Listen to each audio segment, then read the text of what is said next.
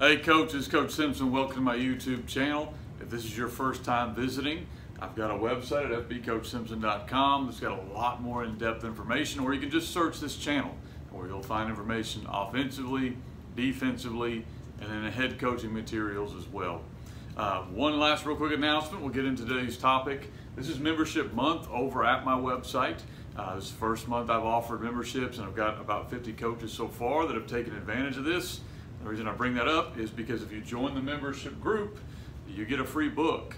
And I'm releasing a free book this week, so that may be a good deal for some of you guys that are interested in getting the book, get free content anyway, kind of a double up value, which is the reason I created that.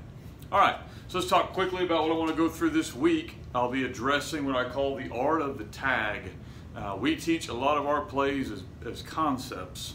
And what I mean by a concept instead of a play, you know, when you run a play, a lot of times it's designed to hit one way, and if you want to run it slightly different, you have to run a different play.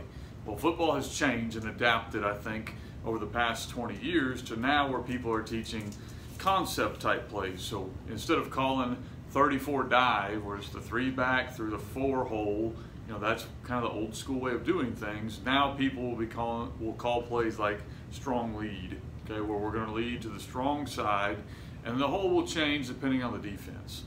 When you run your offense that way, and that's how we run our offense, it allows you to tag different things. It allows you to change different things in the blocking scheme or in the passing scheme, just by subtle tags and words you give. To me, it's a way to make a concept instead of a play, because a concept now can be run against any front at any time with subtle changes, and your kids understand what those changes are going to be. It's a new way of doing if-then football. I'm a huge believer in the wing T system that does if-then. This is just kind of taking it to that next level. So this week I'm going to talk about how that works in areas like blocking, which I'll cover in this video. The next video we'll talk about in the RPO game. How can I tag RPOs to be effective? And the next video I'll talk about the screen game. How can we run a very, very similar screen with just subtle tags? And then finally in the passing game, how can we run passing concepts? We don't change the integrity of the play, we just tag different things onto that. So today we're going to talk about the blocking scheme. So for example, today I'm just going to block what we would call duo. I'm not a duo guru. There's some inside zone guys you can go to that are probably a lot better than me, but I want to use the play to kind of show the idea behind the tag. You can do the same thing if you ran buck sweep. You can do the same thing if you run, you know, whatever run play you have. These are just tags you give your linemen to run that play a little more effectively. So for instance, base way we would run our version of duo or inside zone, whatever you want to call it, okay, is you're going to double right here to backside backer. We're going to double right here to inside linebacker. We're going to block out. We're going to cross and either, well, so we're going to read that. We're going to RPO read this, okay? And then our back is going to step, hit, and he's going to bend off of whatever we've decided he's going to bend off of. In our base way, we are reading this player right here, so we're going to free release. So we actually have really good numbers in the box. You may not get this exact look. Don't judge it on that. Just get the idea we're working through and teaching. Okay, that's the base way, if we called duo, that we would run it, okay? Now, like everything, there are some ways you can make it a little bit better. So one of the things we went to this year is duo lock. Okay, so duo lock for us, that was the tag. So our tag was right here. Lock meant we were going to lock onto the 5 technique. So instead of releasing that tag, talk to our 5 technique, he's now going to base out the 5. Our insert player here is now going, instead of kicking or running the flats, he's now going to insert on whatever might show up, and as a natural bend back for our running back following kind of the insert player.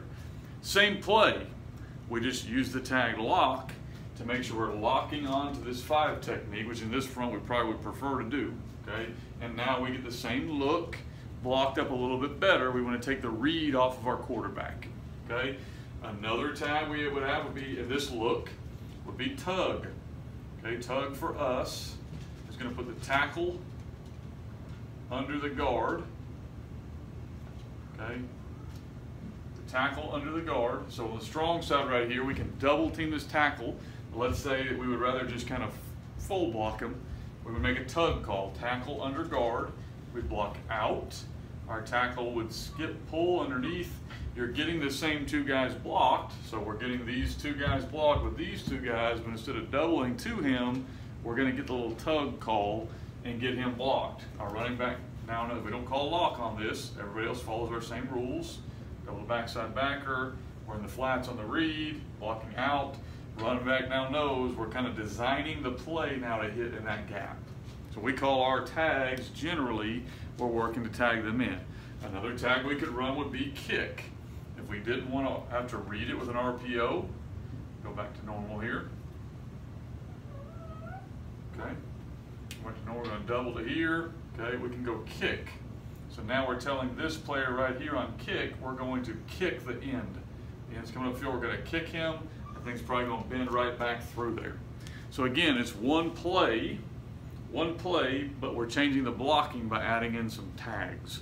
Again, I use the play that I'm by no means an expert in. So if you want to really learn inside zone, we can teach you a little bit, but I would recommend you probably go to some spread guy who's a little better than I am at it.